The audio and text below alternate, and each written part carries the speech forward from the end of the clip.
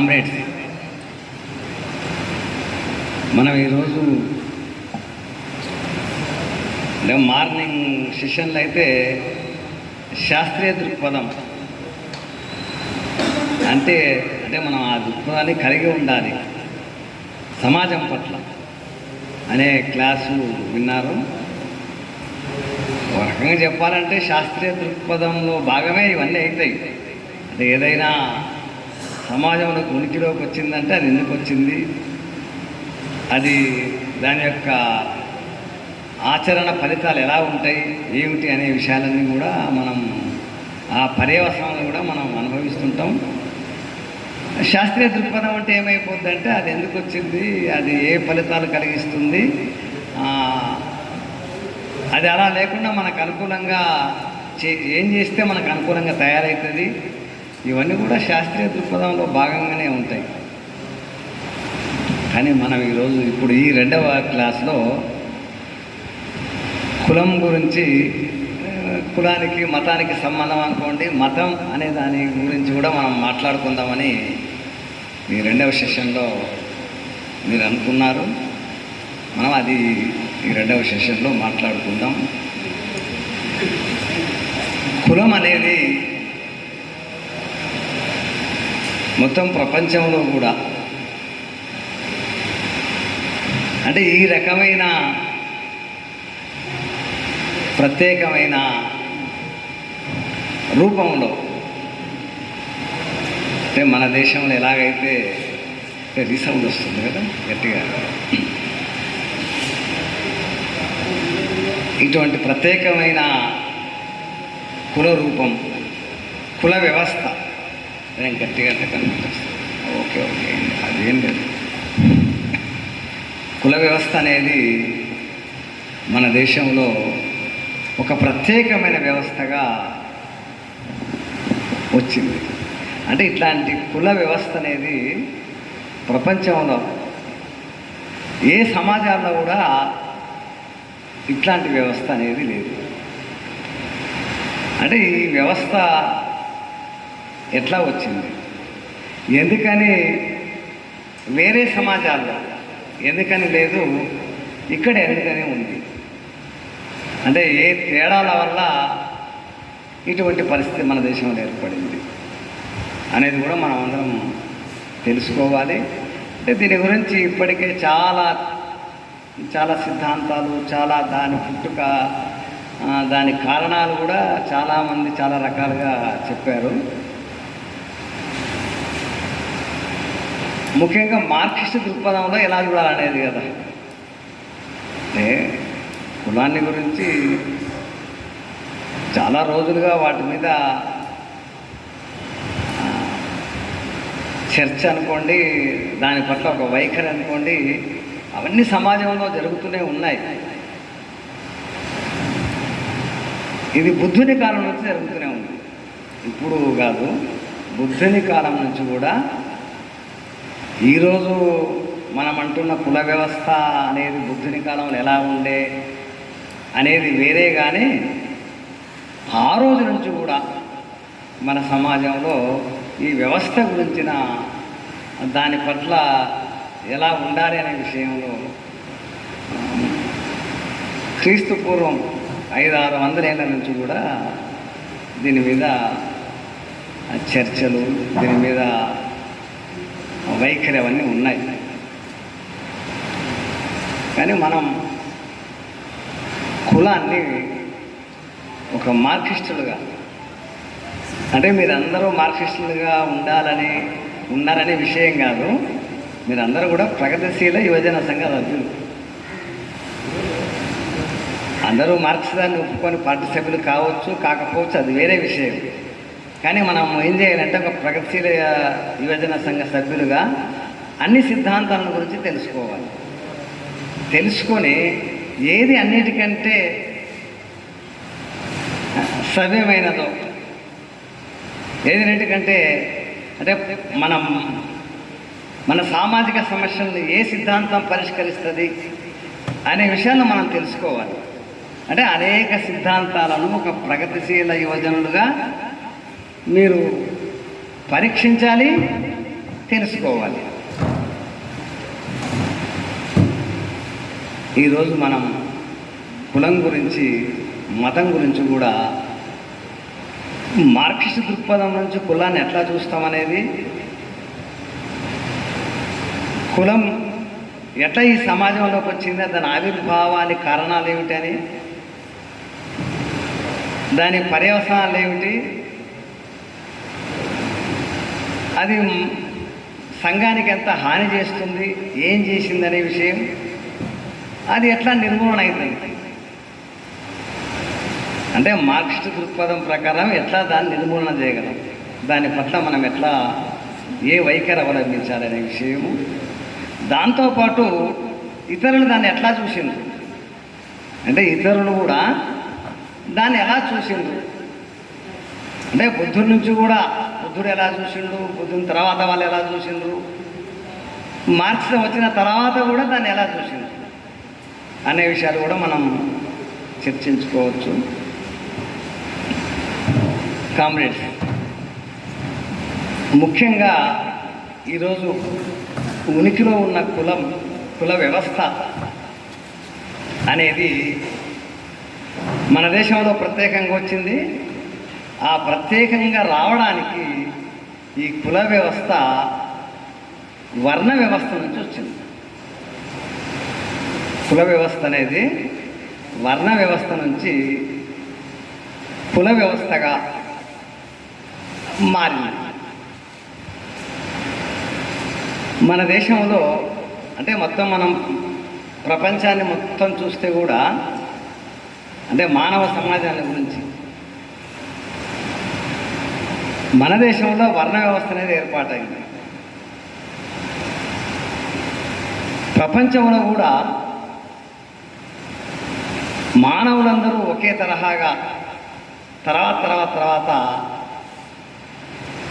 వర్గ వ్యవస్థగా ఏర్పాటైంది. మనం అట్లా సమాజాన్ని కనుక చూస్తే, మనం ఇంతకుముందు క్లాస్లో కూడా కొంచెం నేను కూడా బయట ఉండి విన్నా, అంటే మీరు వినింటారు, ఇంతకుముందు క్లాస్లో కూడా మనం వినింటాం. అంటే మనుషులు చాలా ప్రాథమిక దశలో వర్గ వ్యవస్థగా లేదు. వర్గ వ్యవస్థ అనేది మధ్యకాలంలో వచ్చింది, అంటే మొదటి నుంచి ఉన్నది కాదు. ఇంకొకటి డైలెక్టికల్ మెటీరియలిస్ట్ అంటే గతితార్కిక భౌతికవాదులుగా మనం ఏం భావిస్తామంటే, అంటే ఎవరు గతితార్కిక భౌతికవాదులు అయితే వాళ్ళు ఏం భావిస్తారంటే మొదటి నుంచి ఏది ఉండదు, ప్రతిదీ ఉనికిలోకి వస్తుంది, తర్వాత మార్పులకు గురవుతుంది, అది వేరే విధంగా మారుతుంది. అంటే ప్రతి ఒక్కటి మార్పుకు గురవుతుంది, ప్రతి ఒక్కటి మొదటి నుంచి ఎలా ఉందో అలా ఉండదు. అంటే ఈ సిద్ధాంతం ప్రకారము అంటే ప్రతిదీ మొదటి నుంచి లేదు, తర్వాతనే అంటే తర్వాత వస్తుంది, అవి అంతర్ధానం అవుతుంది. అంటే ఇట్లా జరుగుతున్నప్పుడు మానవ సమాజం కూడా మొదటి నుంచి లేదు. మనం అట్లా పోతే అవును కదా, అంటే మనుషులు కూడా మొదటి నుంచి లేరు. అంటే మనం నివసిస్తున్న భూమి, సూర్యుడు ఇవన్నీ కూడా మొదటి నుంచి లేవు. అంటే సైన్స్ ప్రకారం అంటే ప్రతిదీ ఉనికిలోకి వచ్చింది, మార్పులకు లోనవుతుంది అనేది విషయం. అంటే మనం ఆ విషయాలంతా లోతుకుపోవాల్సిన అవసరం లేదు. అంటే నిజంగా ఈ సూర్యుడు, భూమి ఇవన్నీ కూడా మొదటి నుంచి లేవు అనే విషయాలు. అంటే మొదటి నుంచి లేవనేది దాని వయస్సు కూడా, అంటే ఇవి ఎప్పటి నుంచి ఉన్నవి అంటే దానికి ఒక వయసు ఉంటుంది కదా. అంటే సుమారు 450 కోట్ల ఏళ్ళ కిందట ఇవేవి లేవని, అంటే మనకు కనపడుతున్న సూర్యుడు, భూమి ఇవన్నీ కూడా 450 కోట్ల ఏళ్ళ కిందట ఈ భూమి, సూర్యుడు లేవు, అవి ఏర్పడినవి. ఇట్లా ముందరికి పోతే మనం 250 కోట్ల ఏండ్ల అంటే మారిన తర్వాత కూడా సమాజంలో అంటే జీవ అనేది కూడా ఎప్పుడు పుట్టింది అనేది కూడా ఉంది. అంటే జీవ పరిణామ క్రమంలో వృక్ష జాతులు ఇవన్నీ అంటే అంత లోతుకు అవసరం లేదు, కానీ ఇట్లా మనిషి కూడా తర్వాత పరిణామ క్రమంలో మనిషి ఏర్పడింది అనేది విషయం.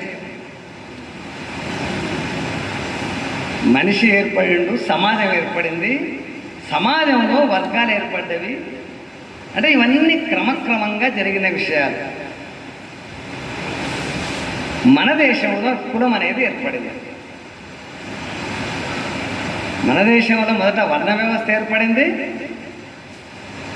తర్వాత కుల వ్యవస్థ. అదే కుల వ్యవస్థ ఈరోజు అని మనం కుల వ్యవస్థ అని పిలుచుకుంటాం. వర్ణాలు అనే బదులు కులాలు అనేదే మనం చూసుకుంటాం.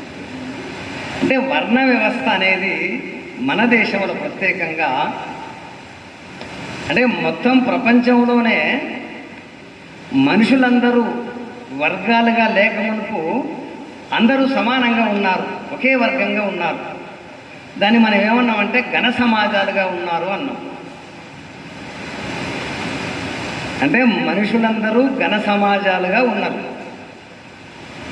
అంటే ఘన సమాజాల్లో వర్గభేదాలు లేవు. అందరూ వేటాడాలే, లేదా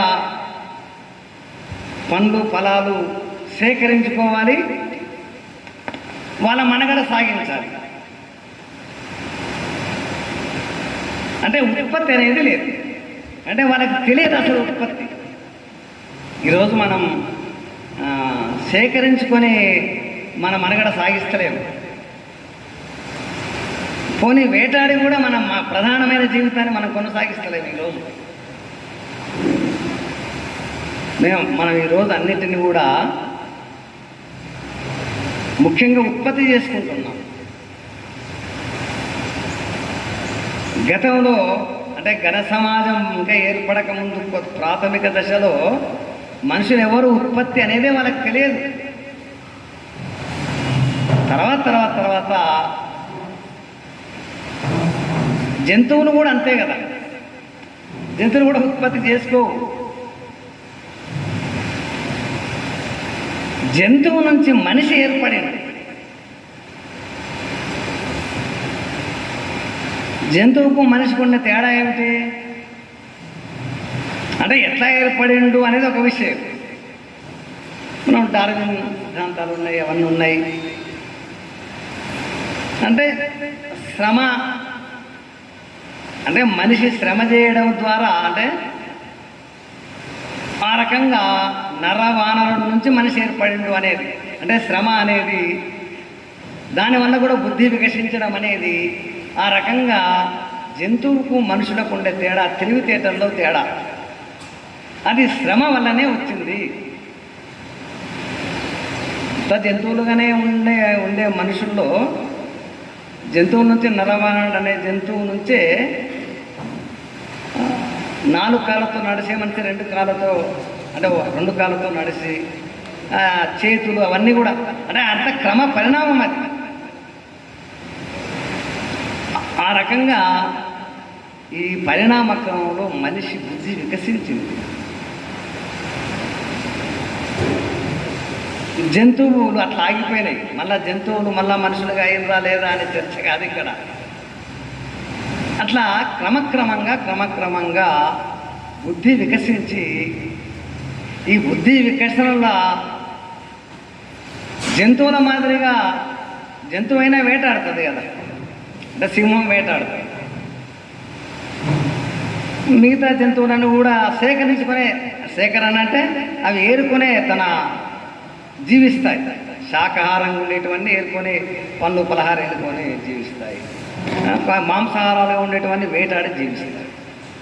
అంటే ఈ 2 లక్షణాలు మనిషిలో ఉన్నాయి కదా ప్రాథమిక దశలో.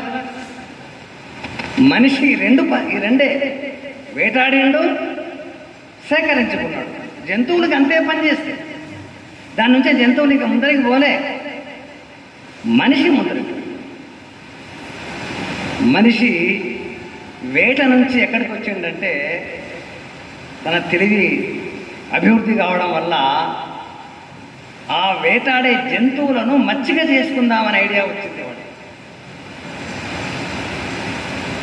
అప్పుడు ఏమైందంటే పశు పోషణ ప్రారంభమైంది. ఎప్పుడైతే పశు పోషణ అంటే ఉత్పత్తిని, అంటే వేటాడితే ఏమవుతుంది, ఒకటే దొరుకుతుంది, దాన్ని మనం పంచుకొని తినడం అనేది జరుగుతుంది.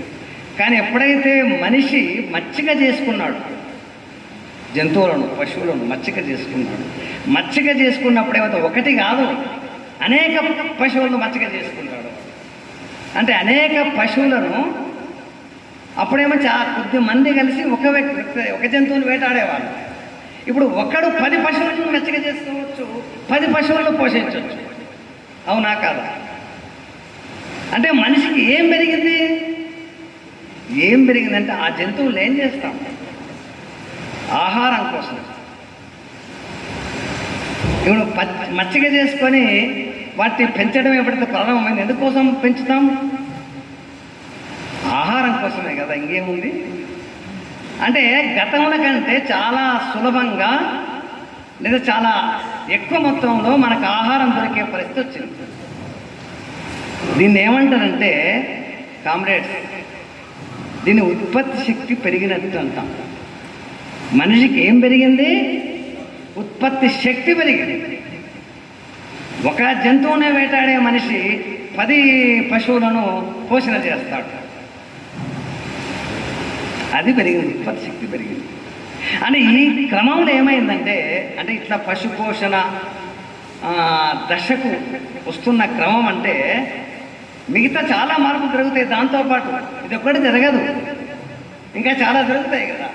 ఏం జరిగినవి అప్పుడు దీంతో పాటు అంటే, ఏ రకంగా అయితే ఒక గణము పశు పోషణ స్థాయికి వచ్చిందో, ఒక మనుషుల గుంపు, చాలా గుంపులు కూడా పశు పోషణ స్థాయికి రావచ్చు, అంతకు తక్కువ ఉండొచ్చు. ఏదైనా అనేక గుంపులు, అనేక గణాలు సమాజంలో ఉంటాయి. అంటే మనం ఇప్పుడు ఉన్నట్టుగా ఊహించాల్సిన అవసరం లేదు. ఇప్పుడు ఉన్నట్టంటే భారతదేశంలో 140 కోట్ల మంది ఉన్నారు. అంటే ఒక 33 లక్షల కిలోమీటర్ల వైశాల్యం వల్ల 33 కోట్ల 140 కోట్ల పైగా జనం ఉండే పరిస్థితి ఉంది. కానీ అప్పుడు అట్లా కాదు. అంటే మన భారతదేశంలో కూడా లక్షల మందే ఉండొచ్చు. మీకు అర్థమైంది కదా. ఇప్పుడేం కోట్ల మంది ఉన్నారు, కానీ గణాల సమాజంలో ఎంతమంది ఉండేవాళ్ళంటే, ఒక పెద్ద భారతదేశంలో కూడా కొన్ని లక్షల మందే ఉండొచ్చు. నేను ఒక ఉదాహరణ చెప్పనా? అంటే ఇవన్నీ ఊహల్లా కనిపిస్తాయి కదా. మీకు అమెరికా వాడు, ఇంగ్లాండ్ వాడు, లేదా యూరోపియన్ వాళ్ళు ఇతర దేశాలను కనిపెడదాం, లేదా ఇతర దేశాల్లో వ్యాపారం చేసుకుందాం అనే దశ సంగతి నేను మాట్లాడుతున్నాను. అంటే 1500-1600 శతాబ్దాలు, అంటే 15-16 శతాబ్దాల్లో ఐరోపా వాళ్ళు ప్రపంచాన్ని, అంటే ఎక్కడెక్కడ ఏముంది తెలుసుకుందాం, వ్యాపారం చేసుకోవడానికి అని చెప్పి వాళ్ళు ప్రారంభమైంది. ఎందుకంటే వాళ్ళు ఇట్లా ప్రారంభమైన వాళ్ళంతా కూడా సముద్ర తీర ప్రాంతాలు ఉండే దేశాలు మొదట ప్రారంభమైనవి. పోర్చుగీస్ సముద్ర తీర ప్రాంతాలు. ఇంగ్లాండ్, మీరు తెలుసా ఇంగ్లాండ్ అంతా ఎట్లా ఉందో? చుట్టూ సముద్రమే కదా, అదొక దీని. అంటే ఇట్లాంటి దేశాలన్నీ అంటే ప్రపంచాన్ని పరిశీలించడానికి, అంటే వర్తకం చేసుకోవడానికి ఎక్కడ మనకు ఉంది అనేది. అయితే ఒక్క విషయం ఏమిటంటే, ఆ రోజు అంటే 15-16 శతాబ్దంలో ఏముందంటే, ఆ రోజు మన భారతదేశం చాలా సంపన్నమైన దేశం అని పేరు. ఇది కూడా మనకి ఇప్పుడు ఆశ్చర్యం అనిపిస్తుంది కదా. ఈ 15-16 శతాబ్దము, 14వ శతాబ్దము మన దేశం ఎలా ఉండేదంటే, అంటే ప్రపంచం ఎలా భావించేది అనేది ఒక సంపన్నమైన దేశంగా భావించేది. అయితే ఆ దేశంలోకి పోయి వ్యాపారం చేసుకుందామని చెప్పి వాళ్ళు బయలుదేరి, కొలంబస్ పేరు విన్నారు మీరు? కొలంబస్ పేరు ఆయన ఇటలీ దేశం. అంటే ఇటలీ కూడా ఒక సముద్ర తీర ప్రాంత దేశమే. పోర్చుగీసు, ఇటలీ, ఇంగ్లాండ్ ఇట్లాంటివన్నీ కూడా. అంటే ఇటలీ కొలంబస్ ఆ రోజు ఇండియా గురించి విన్నాడు కదా, ఇండియా సంపన్నమైన దేశం అని వర్తకం చేసుకున్నాం. ఈరోజు ఏమవుతుందో తెలుసా, అందరూ అమెరికాకి పోతున్నారు కదా. ఎందుకని పోతున్నారు అంటే ఎవరైనా ఏమయ్యా అంటే మా వాడు అమెరికా పోయాడు, లేదా మా అల్లుడు అమెరికా అల్లుడు సినిమా కూడా వచ్చింది కదా. అంటే సంపన్నమైన దేశం అమెరికా అని, అక్కడికి పోతే ఎక్కువ డబ్బు సంపాదించవచ్చని, అంతే కదా. అట్లనే ఇండియా ఆ రోజు ఇండియాకు వస్తే ఆడ వ్యాపారం మంచిగా చేసుకో, వస్తువులు కొనవచ్చు, చాలా పెద్ద ఎత్తున ఉత్పత్తి అవుతుంది ఆడ. సుగంధ ద్రవ్యాలు, రకరకాల బట్టలు చాలా ప్రసిద్ధి. బట్టలకు మనం అంటారు కదా, పట్టు చీరలు అగ్గిపెట్టెలో నేస్తారు, ఆ కథలన్నీ ఉన్నాయనుకోండి. మన కథ ఏదో నిజమేదో వేరే విషయం, కానీ అంటే వస్త్రాలకు అంత ప్రసిద్ధి అనే విషయమే. అట్లా వస్తే ఏమైంది తెలిసిన, కొలంబస్ ఎక్కడికి పోయాడు, ఆయన ఒక దగ్గరికి పోయాడు. ఆయన ఇండియాకి రాలే. మీకు అట్లాంటిక్ మహాసముద్రం తెలుసు కదా, అట్లాంటిక్, అవి అట్లాంటిక్ అట్లా ఉన్నాయి. అట్లా ఆయన ఇండియాకి రావాలంటే ఇట్లా పోయి ఇట్లా రావచ్చు అనుకున్నాడు. అంటే ఇప్పుడు అట్లే వస్తారు కదా. మీకు ఆఫ్రికా ఖండం తెలుసు కదా, ఆఫ్రికా కిందికి వెళ్ళి అట్లా మన దేశం వచ్చే అవకాశం ఉంటుంది కదా. అట్లా ఆయన ట్రై చేసి ఆయన ఎక్కడ పోయిందంటే పశ్చిమానికి ఒక దీవుల్లోకి పోయిండు. ఆయన దీవుల్లోకి పోయిన ఏమనుకున్నాడు, ఆయన ఎందుకోసం పోయిండు అంటే ఇండియాకి పోదాం అనిపోయిండు, అంటే భారత్కి పోదాం అనిపోయిండు. ఇండియా అనేవాళ్ళు కదా. పోయి ఒక దీవుల్లోకి పోయి దాన్ని ఏమనుకున్నాడు, ఇండియా అనుకున్నాడు ఆయన. కానీ అదంతా వెస్ట్లో ఉంది, ఇండియానే కానీ వెస్ట్లో ఉంది. మనకు చూపిస్తుంది కదా, వాళ్ళకు కూడా ఆ రోజు ఈ ఉంటుంది కదా, ఉత్తర దక్షిణ ధృవాలు చూపించేది ఉంటుంది. అయస్కాంతం అంటే పడవలు పోవాలంటే అయస్కాంతం పెట్టి చూసేవాళ్ళు వాళ్ళు. అయస్కాంతం పెడితే మనం ఏది పోతున్నాం అనేది అది చెప్తుంది. ఎందుకంటే అయస్కాంతము ఉత్తర ధ్రువానికి దక్షిణ ధ్రువాన్ని వైపే చూపిస్తుంది. అది ఆకర్షణ అట్లుంటుంది. మనం అయస్కాంతం పెడితే అది ఏం చేస్తుంది, మీరు తూర్పు పడవర పెట్టండి ఇట్లా తిరుగుతుంది. దాన్ని బట్టి మనం ఏం తెలుసుకోవచ్చు అంటే దక్షిణం ఎక్కడనో ఉత్తరం ఎక్కడనో తెలిస్తే పడమర తూర్పు కూడా తెలుస్తుంది. ఆయన ఎక్కడికి పోయిందంటే పశ్చిమం వైపు ఒక దీవుల్లోకి పోయాడు. దాన్ని ఆయన ఏం చెప్పిండంటే మనం వెస్ట్కి వచ్చాం కదా, ఇండియాకి వచ్చాం కదా అనుకొని వెస్ట్ ఇండీస్ అన్నాడు. మీకు ఈరోజు వెస్ట్ ఇండీస్ అంటే తెలుసు కదా.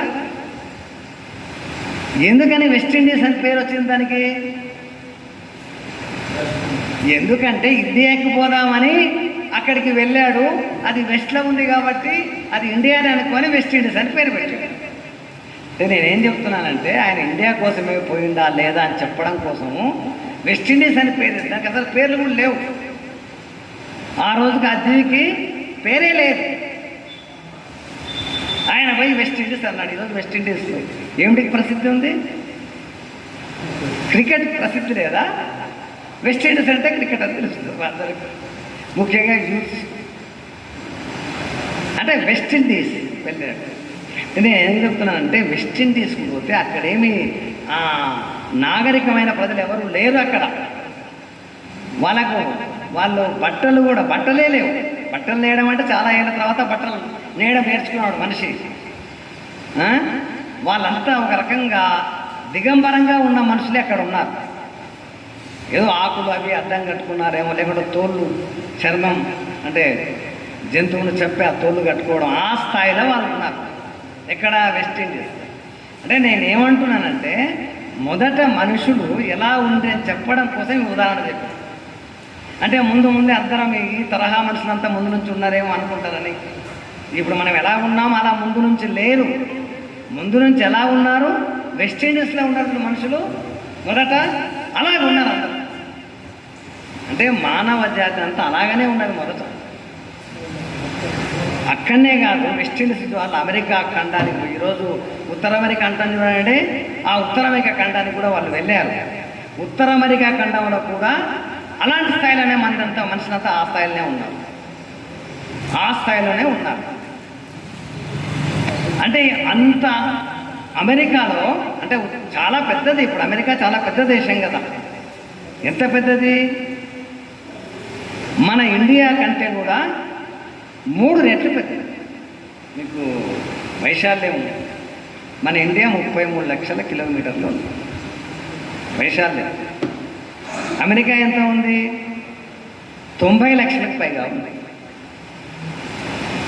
90 లక్షల కిలోమీటర్లకు పైగా అంటే దాదాపు 3 రెట్లు కదా. 33కు 90 పైన.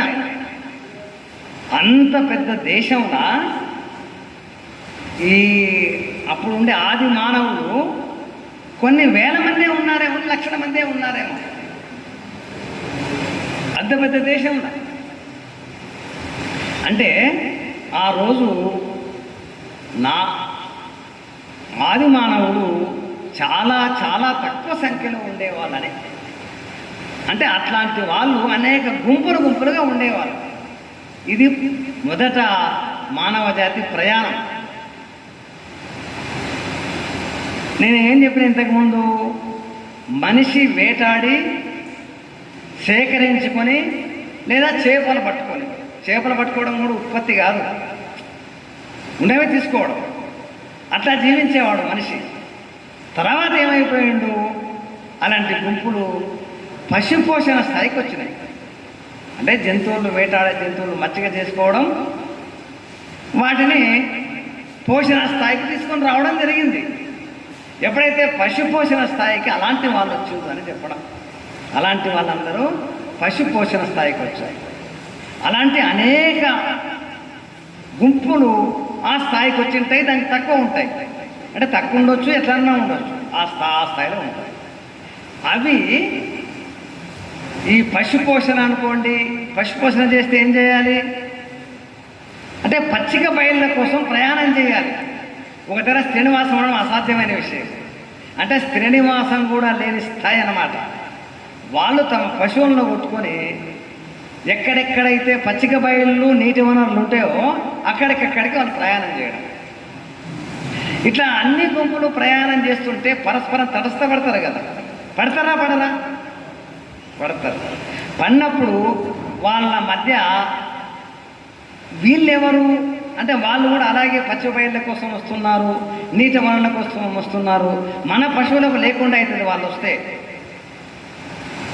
అనుకుంటారా? అనుకోరు ఎవరైనా. అంటే అట్లా అనుకొని వాళ్ళు ఏమైనా మాట్లాడుకొని కాంప్రమైజ్ అయ్యే అవకాశం ఏమైనా ఉంటుంది ఆ రోజుల్లో?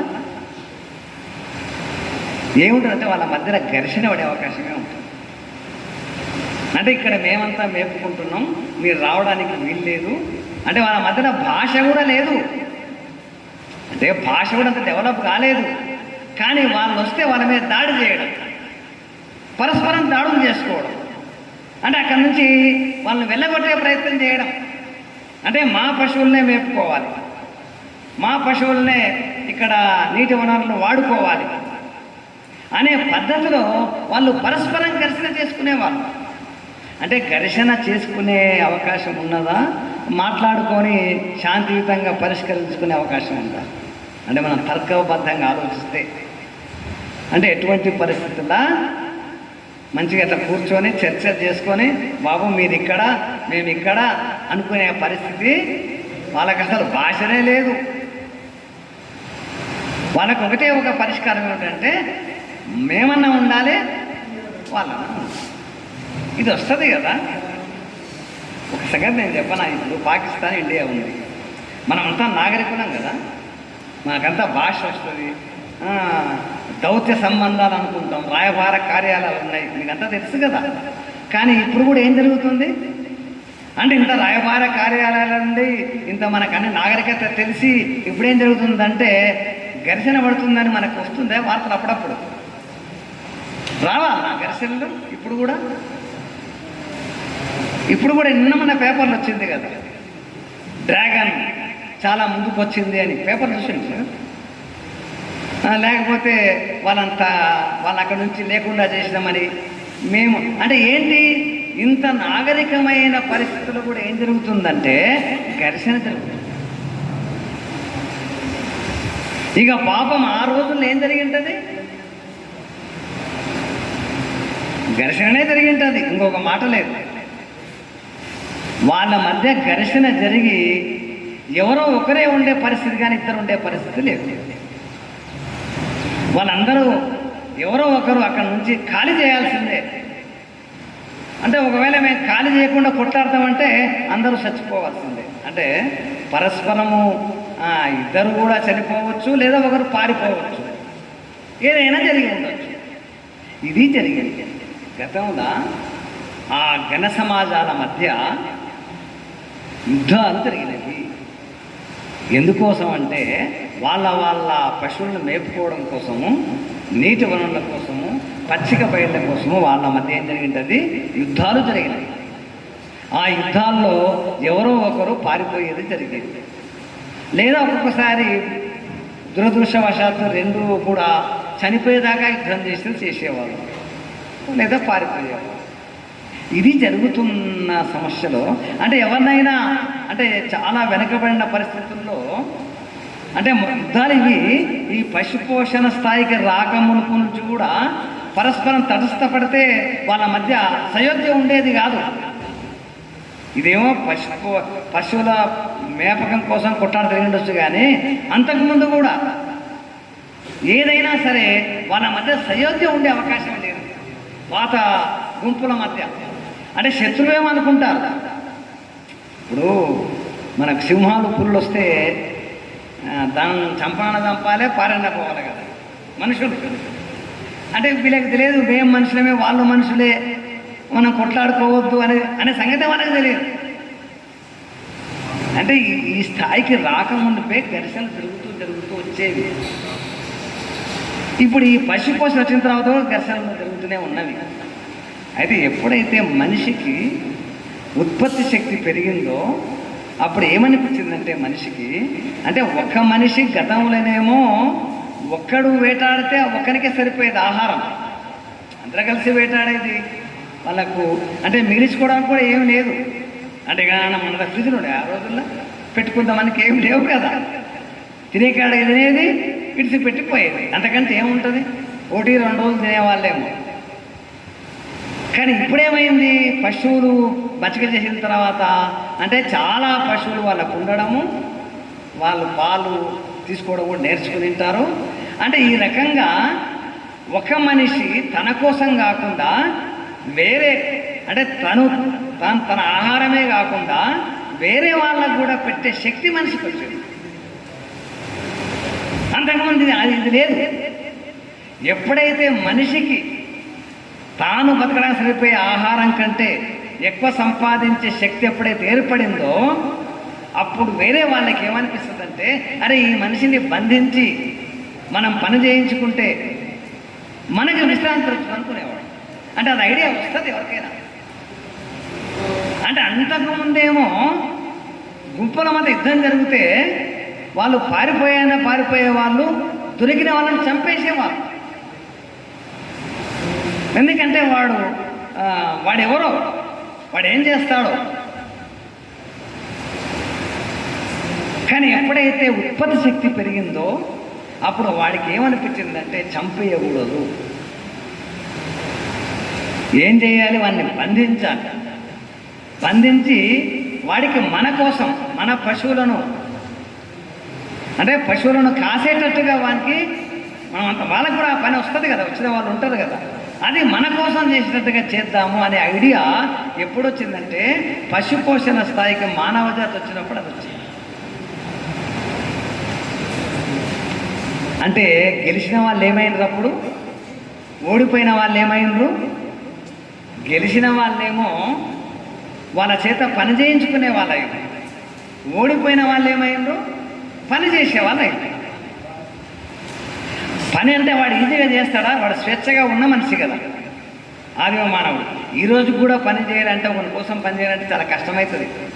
అంటే ఇంతగా డెవలప్ అయిన ఈ పరిస్థితుల్లో కూడా అంటే అప్పుడైతే స్వేచ్ఛగా ఉన్న మనిషి కదా, ఇంకొకరి కోసం పనిచేయాలంటే వాలంటరీగా పనిచేయడు, అంటే ఇష్టపూర్తిగా కానీ పని చేయలేడు కదా. మరి ఎప్పుడు ఎట్లా పని చేస్తాడు? బలవంతం చేస్తే పని చేస్తాడు. కామ్రేడ్స్,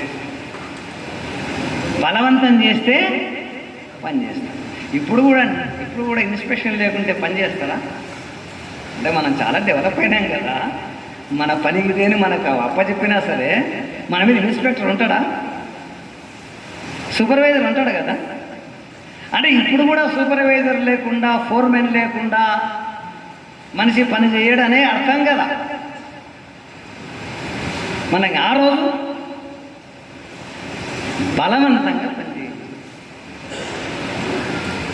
అంటే అది ఎక్కడికి దారేసిందంటే వాళ్ళ కోసము ఒక రక్షణ వ్యవస్థ ఏర్పాటు చేయాల్సి వచ్చింది. అంటే వాళ్ళని బలవంతంగా పనిచేయించే కొంతమంది కావాలి, వాళ్ళని పనిచేయించడం కోసం. ఆ రకంగా వాళ్ళందరూ ఎవరు మరి వాళ్ళు అట్లా పనిచేసే వాళ్ళందరినీ ఏమనేవాళ్ళు? వాళ్ళ స్థాయి ఏమిటి? వాళ్ళ స్థాయి అంటే వీళ్ళకి సేవ చేసే స్థాయి, ఏదే వీళ్ళ కోసం పనిచేసే స్థాయి. వాళ్ళు ఏమన్నారంటే బానిసలు అన్నారు. అంటే ఆ రకంగా అంత ఒకటిగా ఉండే మనుషులు ఏమైంది ఇప్పుడు? బానిసలుగా, బానిస యజమానులుగా మారినారు. అది ఎలా వచ్చింది? యుద్ధంలో గెలవడం ద్వారా వచ్చింది. అవునా? అంటే యుద్ధం జరిగింది, యుద్ధంలో గెలిచినవాడు ఏమయ్యాడు? యజమాని అయ్యాడు. ఓడినవాడు ఏమయ్యాడు? ఇప్పటికీ ఆ సూత్రం పనిచేస్తుంది. ఆ రోజు కాదు, ఇప్పటికి కూడా మనం ఖైదీలను ఓడిపోయినా. ఇప్పుడు మన పాకిస్తాన్ 71లో పెద్ద యుద్ధం జరిగింది, మీకు అంతా తెలిసేమో, ఎవరు పుట్టలేరేమో కానీ 71లో బంగ్లాదేశ్ ఏర్పడింది కదా. అప్పుడు పెద్ద యుద్ధం జరిగితే 90,000 మంది బందీలయ్యింది పాకిస్తాన్ సైన్యం మన ఇండియన్ సైన్యానికి.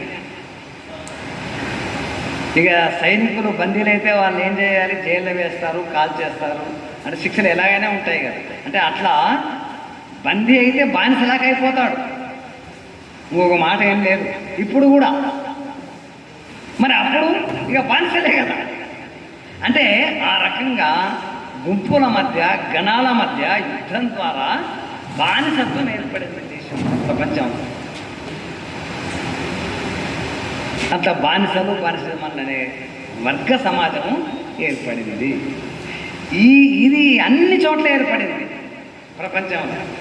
అన్ని చోట్ల ఈ పద్ధతి ద్వారానే బానిసలు. మన ఇండియాలో కూడా ఏర్పడింది. అయితే మన ఇండియాలో బానిసలు, బానిస యజమానులు అనే పేరు కాకుండా శూద్రులు, అగ్రవర్ణాలని ఏర్పడింది కదా. మన దగ్గర ఎట్లా ఏర్పడి ఉంటుంది? శూద్రులు, అగ్రవర్ణాలు. శూద్రుల డ్యూటీ ఏమిటి? 3 వర్ణాలకు సేవ చేయాలి. ముందు 3 వర్ణాలు కూడా లేవనుకోండి, వాళ్ళకి గెలిచిన వాళ్ళకు సేవ చేయాలి. ఓడిన వాళ్ళు ఏమైనా మన దేశంలో, వేరే దేశంలో బానిసలు అన్నారు. మన దేశంలో ఏమని అంటారు? శూద్రులు. అందుకే శూద్రులు ఆ గెలిచిన వాళ్ళకంటే అగ్రవర్ణాల వాళ్ళకు సేవ చేయాలని చెప్పి ఈరోజు కూడా చూడండి మీరు, అది నిజమా కాదని. ఎవడన్నా బ్రాహ్మడు వేరే కులస్తుడు అట్లా పోతుంటే సాధారణంగా బ్రాహ్మణంతో ఏదైనా సంచి ఉంటే నేను పడుకుంటే తెప్ప అంటాడా అనడా? అంటే వాడు పట్టుకోలేడా? అంటే వాడు పట్టుకుంటాడు వాడికి అంత బలం, అదేం పెద్ద విషయం కూడా కాదు. కానీ అయ్యగారు నేను పట్టుకుంటా అంటాడు. ఇప్పుడు ఎన్నికడికి ఎప్పుడో కాదు, ఇప్పుడు కూడా అట్లా అంటున్నారా అంటలేరా? అంటే నేనేమో పట్టుకున్నాను, నేనేమో సేవ చేసేవాడిని, వాడేమో సేవ చేయించుకున్నాడు అని ఉందా లేదా? ఒక బరువైంది ఏదో సంచి, బియ్యం సంచి ఉంది అనుకో, ఒక 20 కిలోలు, నేను తెస్తా బాబా ఇంటికాడికి అంటాడు. వాడేమంటాడు? 20 కిలోలు ఉన్నాయంటే నేను ఇంటికాడ తెచ్చేసిపోతా. ఇప్పుడు చదువుకొని నేను ఎందుకు వేయాలా అనుకుంటే వేరే విషయం. కానీ సాధారణంగా మన పెద్దలైతే నేను అనేది ఉదాహరణకు బాపనాయ అని చెప్పిన ఈ ఎక్కువ కులం వాడు ఎవడైనా కనబడని, అంటే కోమటాయ కానీ బాపనాయ కానీ క్షత్రియుడు కానీ వీళ్ళు ఎవరైనా కనపడని. నేను అనేది ఏంటంటే ఈరోజు నేను దానికోసం చెప్తున్నా, ఈరోజు కూడా ఈ బరువైన పనులు ఎవరు చేయాలి అంటే బరువైన పనులు, అసలు పనులు శారీరకమైన పనులు ఎవరు చేయాలి అంటే ఎంతగా మనలో జీర్ణమైపోయిందంటే అయ్యగారు శారీరకమైన పనులు చేయడు, మనం చేయాలి అనేది వచ్చేసింది కదా. ఇది ఎందుకు ఈ రోజు అట్లా ఉందంటే ఆ రోజు అట్లా ప్రారంభమైంది.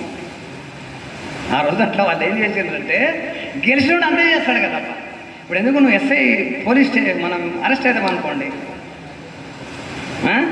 లేదా మనోడు అరెస్ట్ అయ్యండి, మనం అరెస్ట్ కాకపోయినా మనోడు అరెస్ట్ అయ్యండి, ఎస్ఐతోనే మనం పోయినాం, ఎస్ఐ ఉండి కొంచెం పని ఉంది బజారుకు పోతా అంటే ఆయన ఎప్పుడు పోయినాం అనుకో, ఎస్ఐ ఏదైనా సామాను కొనుక్కుంటే ఆ ఎస్ఐ సంచి మనమే పట్టుకుంటామో వాడు పట్టుకుంటాం, ఏమో మనం ఎందుకు పట్టుకోవాలి, ఎంత అలవాటు అయిపోయినాం కదా. అంటే ఖైదీ ఏమైతాడంటే నేను పని చేయలేము, వాడు పని చేయలేము కదా. అట్లా అప్పటి నుంచి వచ్చినవి. నేను అది అప్పటి నుంచి వచ్చిందా లేదా అనే దానికోసం ఏమన్నా చెప్తున్నాను నేను. ఇప్పుడు కూడా అది ఉంది. ఇప్పుడు బలవంతం కూడా లేదు, ఇప్పుడు చట్టం కూడా లేదు, అట్లా నువ్వు తీసుకుపోవాలని లేదు చట్టం ఇప్పుడు. కానీ అలవాటు ఎంత పని చేస్తుందంటే అంత పని చేస్తుంది. అధికారికి ఉచితంగా సేవ చేయాలి అనేది అంటే ఆ రకంగా మన దేశంలో ప్రపంచమంతానేమో బానిసలు బానిసజమానులు అనే వ్యవస్థ ఏర్పడింది. ఇక్కడ ఏం ఏర్పడిందంటే ఇక్కడ కూడా దాదాపు బానిసజమాని అర్థమే, కానీ దానికి ఒక పేరు ఏమంటే శూద్రులు అగ్రవర్ణాల వాళ్ళు అనేది ఏర్పడింది. అంటే శూద్రులు అనే వాళ్ళు ఎలా ఏర్పడినరు, మొదట ఎలా ఏర్పడడానికి ఘన సమాజాల మధ్య యుద్ధం వల్ల గెలిచిన వాడు. మనం మీకు కూడా తెలుసు, చరిత్రలో కూడా మన దేశం మీదకి ఆర్యులు వచ్చింది అంటారు కదా, ఆర్యుల దండయాత్రలు వచ్చినాయి అంటారు కదా. ఆర్యుల వచ్చి ఈ దేశం వాళ్ళ మీద దాడి చేసి వీళ్ళని గెలిచి వాళ్ళ రాజ్యంలోకి వచ్చిందంటారా, ఇంకేమన్నా అంటారా? మన దేశం మీదకి ఆర్యుల దండయాత్ర వచ్చింది అంటారు కదా. ఆర్యులు అనే వాళ్ళు వచ్చిండ్రు, వాళ్ళంతా పశుపాలకులు, మన దేశంలో ఉండే వాళ్ళ మీదకి దాడి చేసిండ్రు వాళ్ళు. అట్లా వాళ్ళు ఈ దేశాన్ని అంటే చాలామంది ఈ మధ్య క్యాస్ట్ అంటే కులం గురించిన సమస్యలు వచ్చినప్పుడల్లా అసలు వీళ్ళు ఎవరు ఆర్యులు కూడా, ఆర్యులు అంటే ఈరోజు ఆర్యులు అంటే ఎవరు, బ్రాహ్మణులు లేకపోతే క్షత్రియులు వైశ్యులు ఎవరన్నా కదా, వీళ్ళంతా కూడా ఈ దేశస్తులు కారు అనే చర్చ నడుస్తుందే నడవడం లేదా అంటున్నారు కదా. వాళ్ళు ఏమంటున్నారు, ఎవరు బీజేపీ వాళ్ళు ఏమంటున్నారు, ముస్లింలు ఈ దేశస్తులు గారు అంటున్నారా, అంటున్నారు కదా. ఎందుకంటే వాళ్ళంతా కూడా అరబ్ దేశం నుంచి లేకపోతే ఇరాన్ నుంచి ఆఫ్ఘనిస్తాన్ నుంచి వచ్చిండ్రు అనేది కదా. అది నిజం కూడా లేదు, వాళ్ళనే మాట కాదు, అది నిజం కూడా వచ్చారు. కాబట్టి ముస్లింలు ఈ దేశస్తులు కారు, కాబట్టి వాళ్ళకి దేశభక్తి ఉండదని సిద్ధాంతం తీసుకొచ్చిండ్రు వాళ్ళు. ఈరోజు మతోన్మాద ఫ్యాసిజం వస్తుందంటే ఏ బేస్ మీద వస్తుంది, వాళ్ళ జనాన్ని ఎట్లా ఒప్పించగలుగుతున్నారు? వాళ్ళు ఏదో చెప్పాలి కదా. వాళ్ళు ఏం చెప్తారు, అరే ఈ దేశంకైతే దీని మీద భక్తి ఉంటుంది, కానీ ఈ దేశంలో కానూనికి ఎట్లా భక్తి ఉంటుంది ఈ దేశం మీద? ఇదే వీళ్ళంతా కూడా ఇరాన్ వాళ్ళు, అరబ్ వాళ్ళు, ఆఫ్ఘనిస్తాన్ వాళ్ళు ఇక్కడికి వచ్చారు కాబట్టి వాళ్ళెవరికి కూడా దేశభక్తి ఉండదు అని చెప్పడానికి వాళ్ళు ఈ కథ చెప్పారు కదా. అంటే కథ అంటే కథ ఏం కాదు, అది నిజమే, కానీ వాళ్ళు ఈ దేశస్తులు అయిపోయినరు, అది వేరే విషయం. అందుకే ఇలా మాట్లాడుతుంటే కొంతమంది ఏం మాట్లాడుతున్నారంటే అసలు ఈరోజు దేశాన్ని పరిపాలిస్తున్న వాళ్ళు బ్రాహ్మణులు, వైశ్యులు, క్షత్రియులు, లేదా కొత్తగా కూడా ఎవరు వచ్చిందంటే ఈరోజు శూద్రుల్లో ఒక శూద్ర అగ్రవర్ణం కూడా తయారైంది అని అంటున్నారు కదా. అంటే పోనీ మీరు శూద్ర అగ్రవర్ణం అంటే ఈ దేశస్తులు అనుకో, మీరైతే ఆర్యులుగా ఉండే వాళ్ళందరూ ఈ దేశం మీదకి వచ్చారు కదా, మీరు కూడా విదేశస్తులే. అంటే మీరు ఒప్పుకుంటారా అని ప్రశ్నలు వస్తున్నాయి. ప్రశ్నలు ఏమైనా ఉంటాయి. ఇప్పుడు ముస్లింలు విదేశస్తులు కదా, అందుకే దేశభక్తి లేదు కదా. మరి మీరు ఈ దేశం మీద దాడి చేసిన వాళ్ళే కదా. ఈరోజు అగ్రవర్ణాలుగా పిలిపించుకునే వాళ్ళందరూ కూడా అంటే శూద్ర అగ్రవర్ణాలు కాదు, మిగతా అగ్రవర్ణాల వాళ్ళు. మీకు తెలుసా శూద్ర అగ్రవర్ణాలు అంటే ఎవరో కూడా? అంటే శూద్ర అగ్రవర్ణాలన్నీ ఈ కొత్తగా రెడ్డి, వెలమ, కమ్మ వీళ్ళంతా కొత్తగా అగ్రవర్ణాలుగా తయారైంది అంటున్నాం కదా.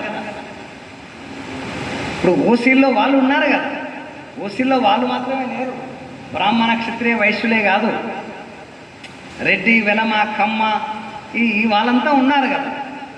అంటే వీళ్ళు కాదు, కానీ ఆ బ్రాహ్మణ క్షత్రియ వైశ్యులంతా కూడా ఆర్యులకు సంబంధించిన వాళ్ళు కూడా ఒకప్పుడు ఈ దేశం మీద దండయాత్ర చేసిన వాళ్ళే కదా.